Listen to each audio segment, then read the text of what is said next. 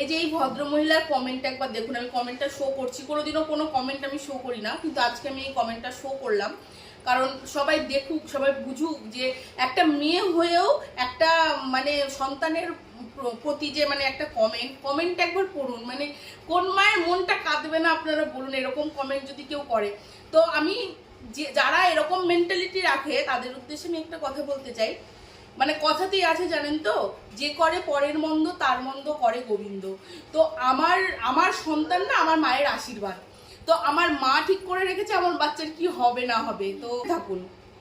আর আমার বাচ্চার জন্য যেটা লিখেছেন আপনি, তো তার জন্য আমার মুখে কোনো ভাষা নেই।